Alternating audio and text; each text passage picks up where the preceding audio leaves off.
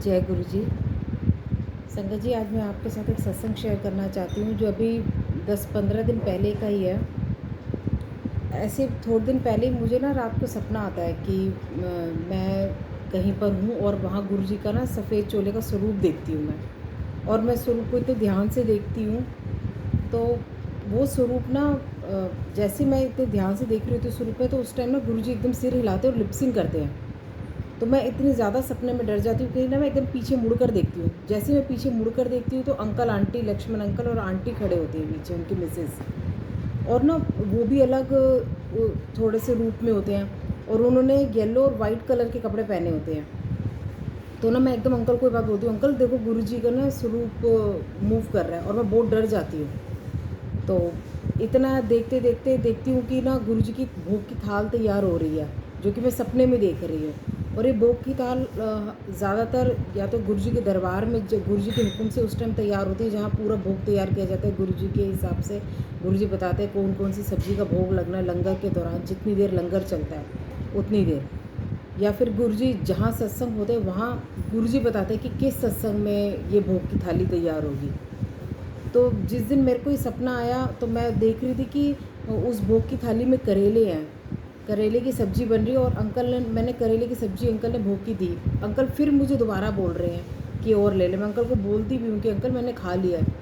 Uncle कहते नहीं, थोड़ा सा और ले ले। और मैं खाती हूँ और वो मुझे इतना कौड़ा लगता है करेले की सब्ज़ी कि मैं ना एकदम नींद से उठ गई। ये होगा 2:30-3 बजे का टाइम। मैं उठ कर ना पानी पीने लगती हूँ। मुझे करेले की सब्ज़ी इतनी कड़वी लगती है, मैं उठ के ना पानी पीने लगती हूँ। और मैं सोचती हूँ, नींद में इतनी डर गई मैं सोचती हूँ ये तो मैंने सपना देखा था और टेस्ट मुझे अभी क्यों आ रहा है इसका, करेले का, कि मुझे रियलिटी में पानी पीना पड़ गया। ये सोचते सोचते काफ़ी देर मैं सोच के फिर सो गई। अब नेक्स्ट डे पहले मैंने सोचा मॉर्निंग में अपने हस्बैंड के साथ ये बात शेयर करूँ, फिर मैं कहा कहीं उनको ये ना लगे कि ज़्यादा सोचती है, जैसे हम करते हैं कि हम ज़्यादा सोचते करते हैं तो वो चीज़ हम सपने में देखते हैं। तो मैंने शेयर नहीं की।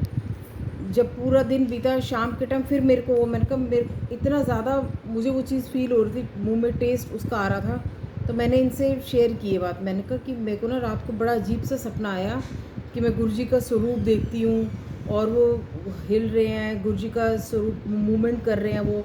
और अंकल आंटी को भी मैं बिल्कुल अलग रूप में देखती हूँ, उनके कपड़ों का कलर बताती हूँ। और मैंने ये बात भी बताई कि कैसे कैसे मुझे सब्ज़ी का स्वाद अभी भी आ रहा है मुंह में। तो ये कहते हैं हाँ देखते हैं क्या चीज़ें तेरे को सपने में एकदम आई है। लेकिन हमने ये सोचा था कि हम अंकल से शेयर नहीं करेंगे क्योंकि ये चीज़ हो जाती है कि हम ज़्यादा सोच रहे हैं, या मैं कहीं अपने उसमें ना जोन में सोच रही हूँ कि नहीं नहीं ऐसा कैसे हो सकता है कि ये चीज़ मुझे दिखाई दे रही है कुछ है। उसके ही 2 दिन बाद सत्संग, यहीं ग्रीनफील्ड में सत्संग था। तो मैं वहाँ क्या देखती हूँ कि जब सत्संग स्टार्ट हुआ, मेरा ध्यान तब भी नहीं गया। वहाँ गुरु जी का जो स्वरूप आया, जो दरबार से ही स्वरूप अंकल लेकर आए थे, तो अंकल ने स्वरूप लगाया, मैंने वहाँ तब भी नोटिस नहीं किया। तो सारी सेवा और थी, सत्संग शुरू हो गया। थोड़ी देर बाद लक्ष्मण अंकल की मिसेज आते हैं, और जैसे ही वो आए मेरे को तब स्टक किएगा, मैं देखकर ना एकदम हैरान हो गई सत्संग के बीच में कि आंटी ने उसी कलर के कपड़े पहने थे जो मैंने सपने में देखे थे। और फिर मैंने इससे लिंक करते गई कि अंकल ने भी उसी कलर के कपड़े पहने हुए आज, कि ये जो मैं सपने में देख रही हूँ, जो 2 दिन पहले गुरुजी ने सपना दिखाया था। तो मैं ना जबकि गुरुजी ने सेवा दी थी उस टाइम पे जल प्रसाद बांटने की, तो मैं उस सेवा से ही अपने हस्बैंड को बोलने जाती हूँ कि वो देखो, धीरे से बोलती हूँ उनको कि देखो अंकल आंटी ने उसी कलर के कपड़े पहने हैं ना, जो मैंने आपको बताया था, नहीं तो आप मानते नहीं कि मैंने सच में ऐसा सपना देखा था।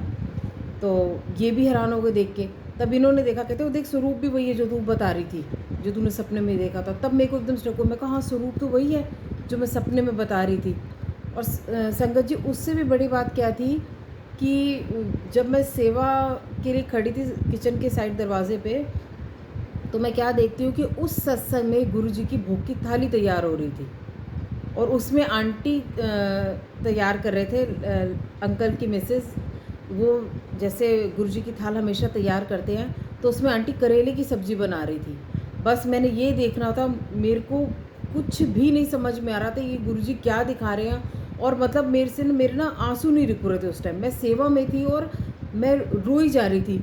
जो सेवादार आंटी थे वहाँ पर, जो साथ में सेवा चाय प्रसाद की कर रहे थे, मैं दूसरे कमरे में जाके रोने लग गई। वो आए, उन्होंने मुझसे पूछा भी सत्संग के दौरान कि क्या हो गया? मैं कहा नहीं, सब ठीक है। तो मैंने उनसे कोई बात शेयर नहीं की, लेकिन मैं वो इतनी खुशी में रो रही थी कि मुझे समझ नहीं आ रहा था, मतलब मैं अपनी सेवा भूल गई थी। संगत आकर बैठ रही है और मैं ये भूल चुकी थी कि मुझे वहाँ जल प्रसाद बाँटना है। और मैं इतनी खुश और गुरुजी का इतना शुक्राना कर रही थी, गुरुजी ये आपने कैसे किया कि मतलब जो चीज़ मैं सपने में आपने मुझे दिखाई है, वो एक-एक स्टेप बाय स्टेप वो चीज़ आपने मुझे यहाँ पर रियलिटी में दिखा दी कि कैसे ये जो चीज़ें मैंने देखी, अंकल को जिस रूप में देखा, जिन कपड़ों में देखा, आंटी को भोग की थाल तैयार होते हुए देखी, और अंकल ने प्रसाद मुझे अपने हाथों से दिया वहाँ सत्संग में। तो मैं इतनी इतनी खुश थी कि बहुत बहुत शुक्राना करती हूँ गुरुजी का कि गुरुजी कैसे अपने ब्लेसिंग्स देते हैं।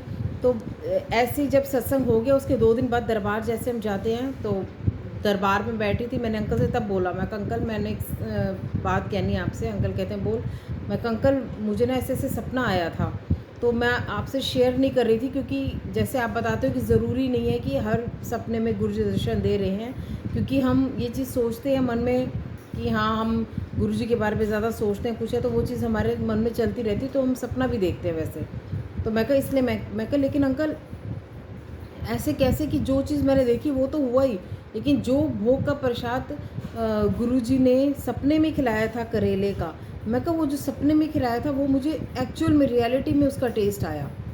तो अंकल भी हँसने लग गए। तो अंकल ने तब बोला, कहते कि नहीं है, सत्संग है ये, मतलब अंकल ने मेरा वो वहम दूर किया कि वो मेरा वहम था या क्या था। तो गुरुजी का बहुत बहुत शुक्राना करती हूँ कि गुरुजी ने ऐसा दरबार बख्शा, इतनी चीज़ें हमें इस दरबार से गुरुजी ने दी, इतने इतने आशीर्वाद हमें यहाँ से मिल रहा है। और लक्ष्मण अंकल का भी बहुत बहुत शुक्राना कि जो हमें हर पल गाइड करते हैं।